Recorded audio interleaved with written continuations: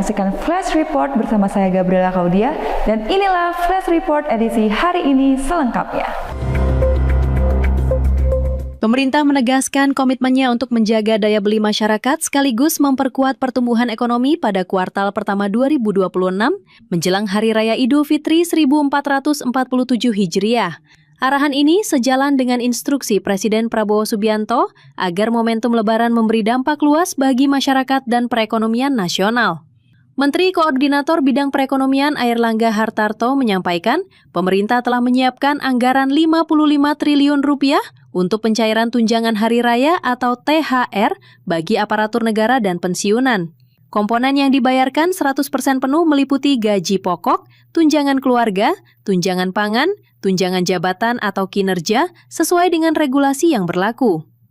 Nah, pencairan THR dimulai secara bertahap sejak 26 Februari yang lalu, minggu pertama, dan THR tersebut diberikan kepada PNS, CPNS, P3K, pejabat negara, prajurit TNI, anggota Polri, pensiunan PNS, pensiunan prajurit TNI Polri, hingga pensiunan pejabat negara. Sedangkan untuk gaji 13 ya seperti biasanya dibayarkan di bulan Juni. Untuk sektor swasta, pemerintah menegaskan THR wajib dibayarkan penuh dan tidak boleh dicicil paling lambat 7 hari sebelum Idul Fitri.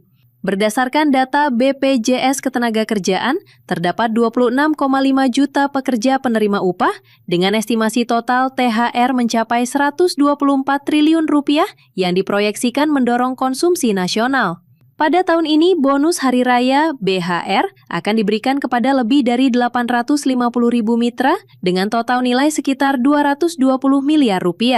Goto dan Grab menyiapkan dana agregat 100 hingga 110 miliar rupiah, sementara Maxim dan InDrive turut menyatakan komitmennya.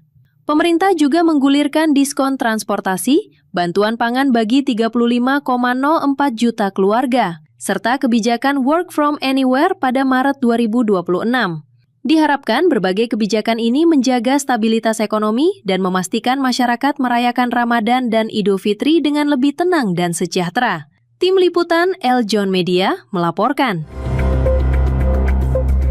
Bursa Efek Indonesia melaporkan telah mengenakan 3.040 sanksi kepada 453 emiten sepanjang tahun 2025. Langkah ini menjadi bagian dari komitmen Bursa Efek Indonesia dalam memastikan perdagangan saham berjalan teratur, wajar, dan efisien. Sekretaris Perusahaan Bursa Efek Indonesia Kausar Primadi Nurhamad menegaskan pengawasan kepatuhan dilakukan secara konsisten. Sanksi dijatuhkan sesuai aturan khususnya jika emiten melanggar kewajiban pencatatan. Pelanggaran terbanyak berasal dari keterlambatan penyampaian laporan keuangan dengan lebih dari 1.000 sanksi kepada hampir 200 emiten. Disusul keterlambatan laporan bulanan registrasi efek permintaan penjelasan dari bursa hingga pelanggaran ketentuan free float dan keterbukaan informasi public expose. Selain itu, sanksi juga diberikan atas kewajiban lain seperti pembayaran biaya pencatatan tahunan, laporan kesiapan dana obligasi dan suku, hingga kesalahan penyajian informasi keuangan. Bursa Efek Indonesia menegaskan penegakan aturan ini bukan sekedar sanksi, melainkan upaya membangun pasar modal yang transparan dan terpercaya. Investor pun diharapkan semakin cermat mencermati kepatuhan emiten sebelum mengambil keputusan.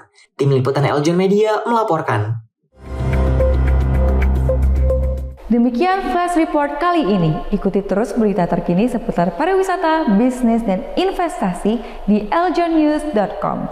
Jangan lupa follow Instagram @eljonnews, @eljontv.official.